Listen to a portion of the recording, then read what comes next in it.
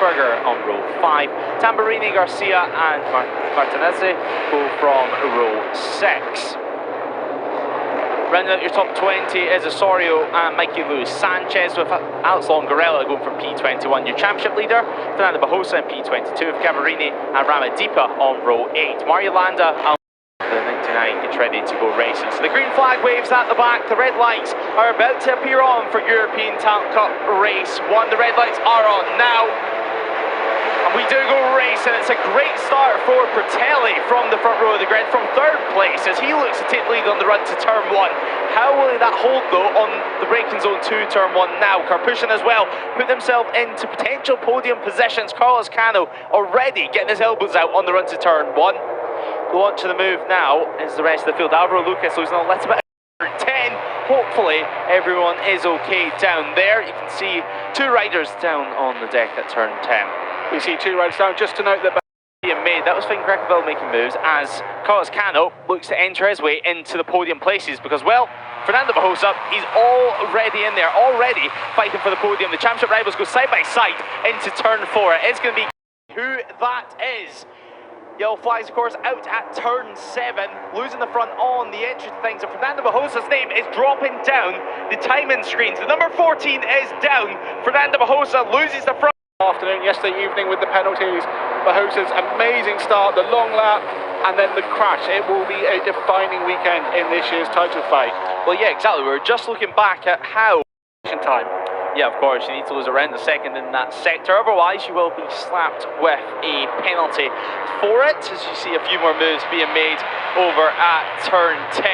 Definitely a hot spot in the European Talent Cup class, as it's a good opportunity just to get alongside in the braking zone, and at that point, you hold all the any sort of contact with each other, but certainly it's been those two in the top 2 for majority of this race in the last couple of laps, as now Carlos Cano puts a stop to that as he enters P2 and now is on the attack. You've seen a slightly wider entry to turn 3, trying just to take more sweeping wide and trying just to carry a little bit more corner speed towards turn 4. Trying to take the corner speed through turns 2, 3 and 4.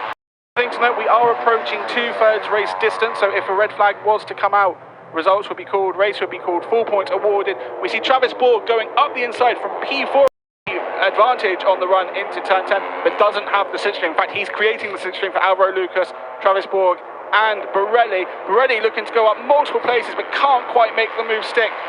We see a crasher. That's Bertelli.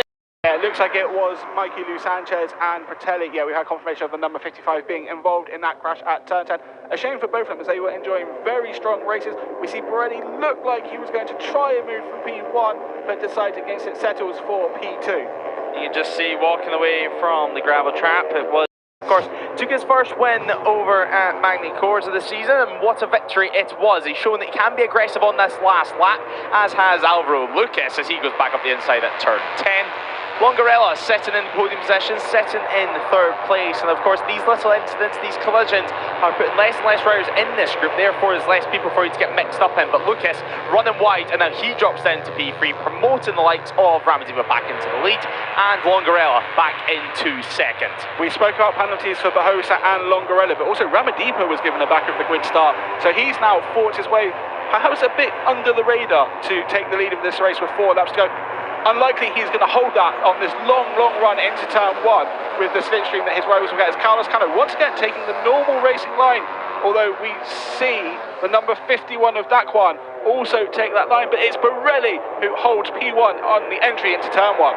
Yeah, great turn 1 for Borelli. Alvaro Lucas continuing to lose some positions, though he just needs to get himself settled in yet again. Finn Krakaville also entering the top 10 yet again out. Tassini, we're going to have to wait and find out as Ramadipa hits the front. Ramadipa hitting the front at turn 1. We've seen him be at the front of the field throughout this race, despite that penalty that he was given. It's a remarkable comeback for the number 32. We see the tension in the 72 Motorsport R. For the number 51, Cano's going to take advantage of that as Longarella also looks up the inside at turn 5. It's full on elbows out action. Nobody taking anyone from prisoners for this one. Karpushin up into 2nd as well. He's gone under the radar. Full race of the weekend. 25 points here in Barcelona before 25 points up for grabs in Valencia. The championship looks to be going to the final round. And well, what better way to decide this race than a last lap thriller.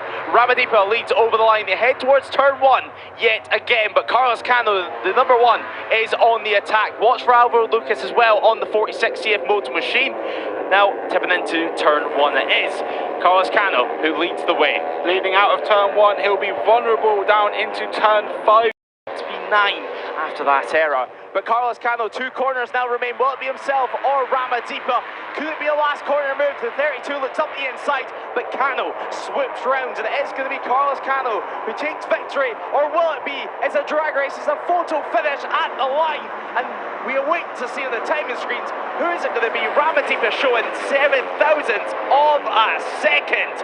Carlos Cano, second place for himself, but a massive